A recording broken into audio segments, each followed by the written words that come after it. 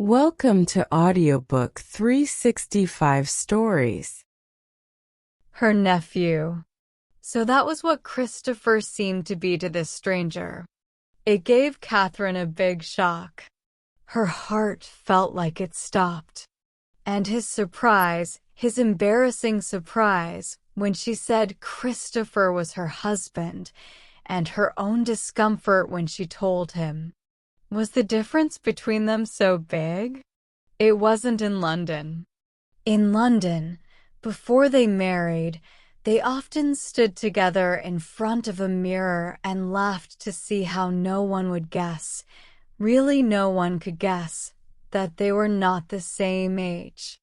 Besides, what about all those bus drivers and people calling her Miss? One of them even called her Missy. "Take care, now, Missy," he said, holding her arm. "Don't jump off before we stop, or you might get hurt and get us into trouble with your young man." But she thought he had been drinking. It must be because she was always so tired now that she looked older. Today she was tired. Yesterday she had been tired. Oh, so tired, so tired. She looked up at Mr. Gerald, while the red color faded from her face, and thought how terrible it would be if every time she was tired, people thought she was Christopher's aunt. What a shame. And sooner or later he would notice it himself, and hear it too from strangers, just as she was hearing it from this stranger. "Let us sit down," said Mr. Gerald kindly, "and wait for them to come back." A day or two later, Christopher wanted to move around. He wanted to do something, anything, that wasn't lying in the grass reading poetry to Catherine. If he didn't read poetry to her, she was surprised and asked him why, because at the beginning he wanted to do nothing else. So he rented a small car and drove her around the island. They stopped for the night at a little place on the west side. There was a small hotel they liked. When they went in and asked if they could stay for the night, the young lady in the office, looking at them, said she was very sorry, but she had only one room left. "But we only want one," said Christopher, surprised. "We want a double room, that's all."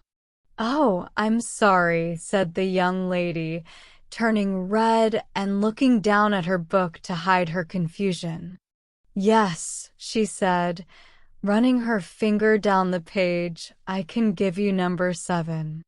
"Do you think she thought we weren't married?" said Christopher, amused, when they were in number 7 unpacking their bags. "Or do you think she thought we were so important that we needed a sitting room?" Catherine, busy with her bag, said nothing. She couldn't. She felt sick, as if someone had hit her head. Again she had been taken for Christopher's aunt. Or even for his no, her mind didn't want to think that word.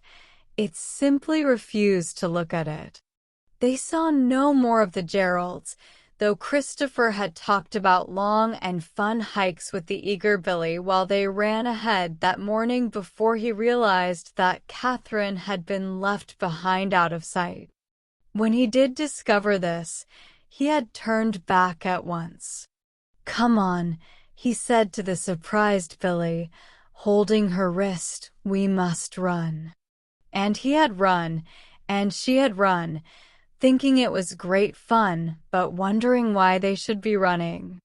After that, when they all came together again, her father took her back to the hotel.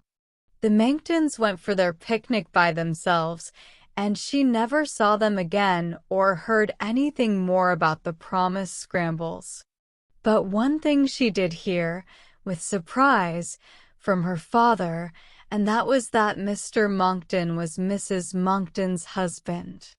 "No," cried Billy, her eyes very round, adding, after a pause, "Good Lord." "Quite," said her father. A few days more and the honeymoon was over. Christopher did not try to leave Catherine again, because she didn't seem well, though she told him she was, told him eagerly, almost too eagerly, that it was only the spring. He couldn't quite believe this and stayed with her and took care of her. She loved to lie very quietly in his arms, outside or anywhere, while he read to her or they both slept. He stopped himself from being restless, because he knew if he said he wanted to walk, she would want to walk with him, and then she would be very tired and he wouldn't get his exercise.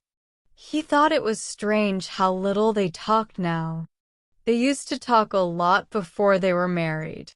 Now they hardly said anything, except when they whispered, and then it wasn't really talking, but just feelings with a few words. Still, it had been a wonderful, wonderful time, something to remember happily all their lives. "When we're old," he said, "the last evening, we will think about this time." Just as if, she thought, holding him close so she wouldn't have to think about it. When he was old, she wouldn't, far ahead of him, be past thinking at all.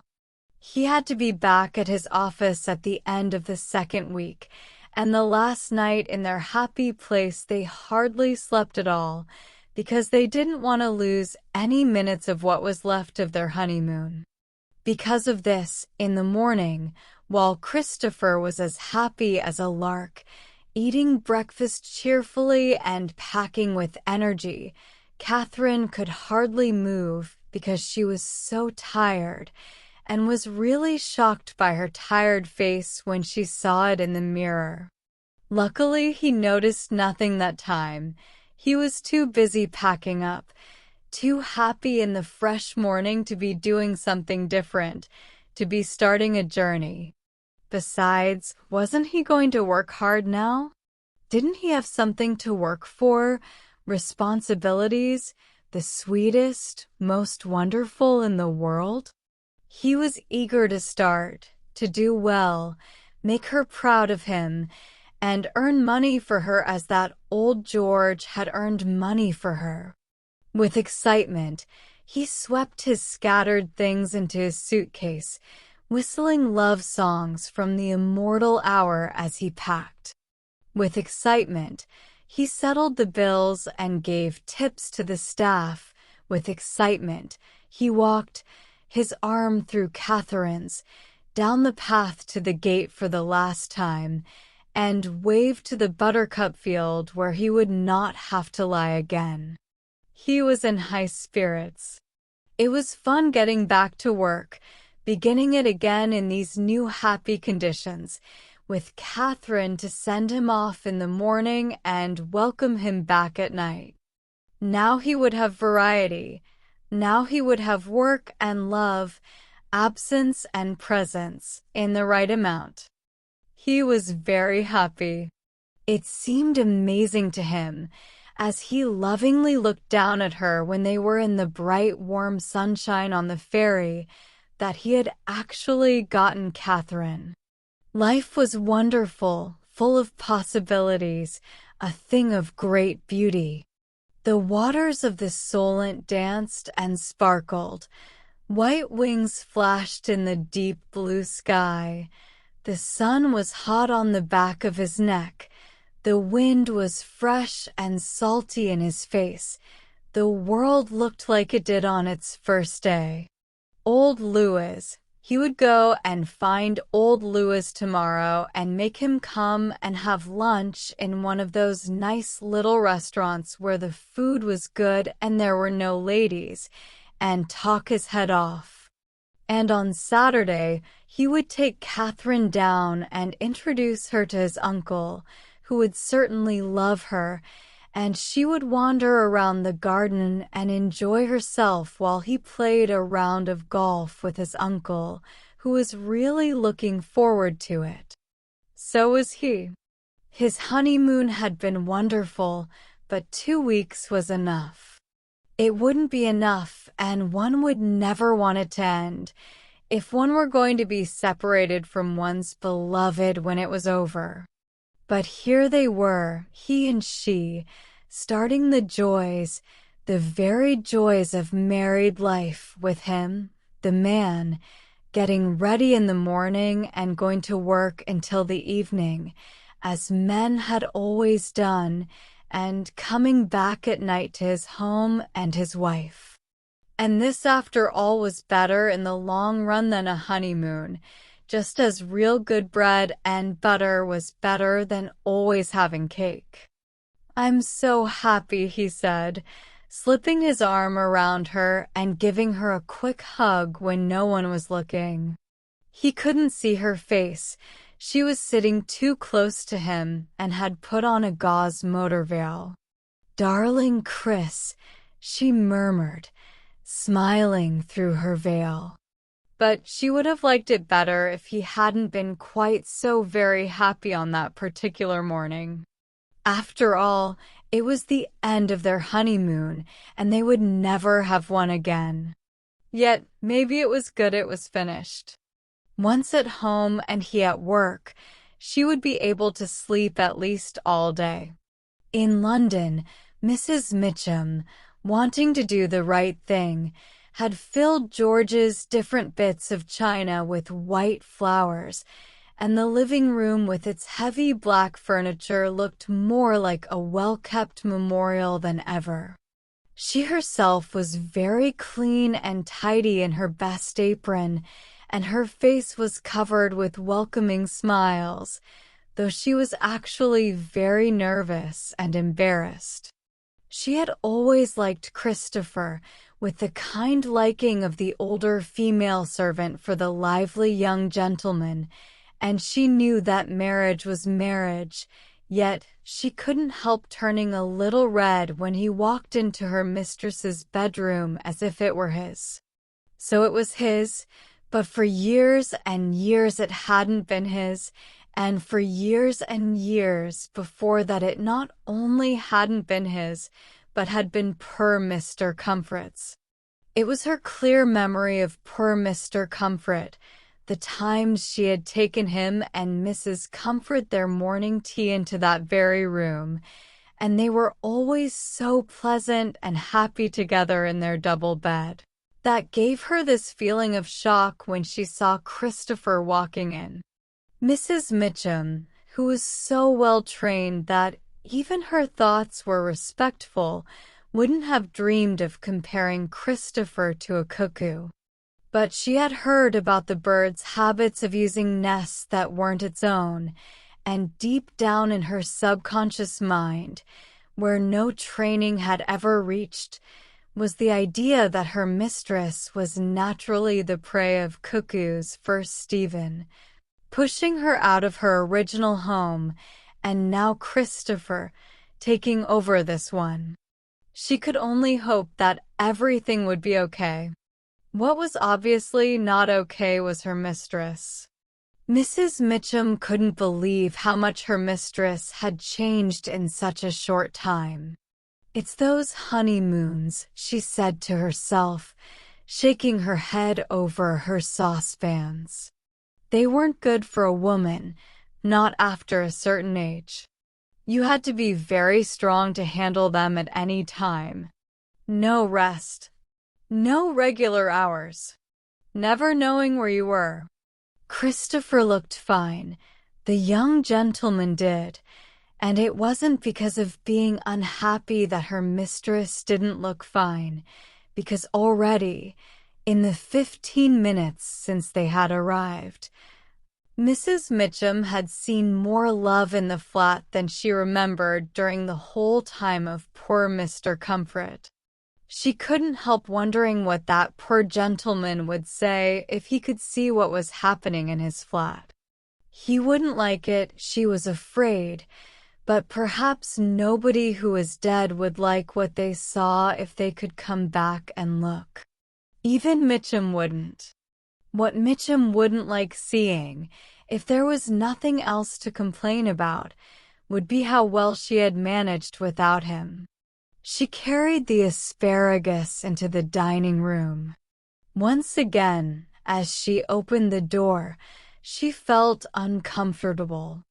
How should she have thought of knocking first? She had never had to knock at any door except bedroom doors since she had been working. Whenever she went into a room, everything would be just as nice and what you'd expect. Mr. Comfort at the head of the table, taking a sip of claret, Mrs. Comfort on his right hand, quietly eating her toast. "I've done a good day's work today," Mr. Comfort would be saying. "I'm so glad, George dear," Mrs. Comfort would be answering. Things like that would be happening in the room, things you'd expect. Or, in the living room, Mr. Comfort would be on one side of the fire, Mrs. Comfort on the other, reading parts of the evening paper to each other. "It seems to me this government doesn't know what it wants," Mr. Comfort would be saying. "It does seem so, doesn't it, George dear?" Mrs. Comfort would be answering, quiet and ladylike. But this, impossible for Mrs. Mitchum not to start and draw back when she opened the door. She all but scattered the lovely asparagus over the carpet. She wasn't used to, neither was her mistress. She couldn't have believed. Come in, Mrs. Mitchum," the young gentleman called out cheerfully, picking up his napkin that had fallen onto the floor. "We're married, you know. It's all right. You signed the certificate yourself." Mrs. Mitchum smiled nervously. The sauceboat rattled in its dish as she handed it to her mistress. She wasn't used to this sort of thing.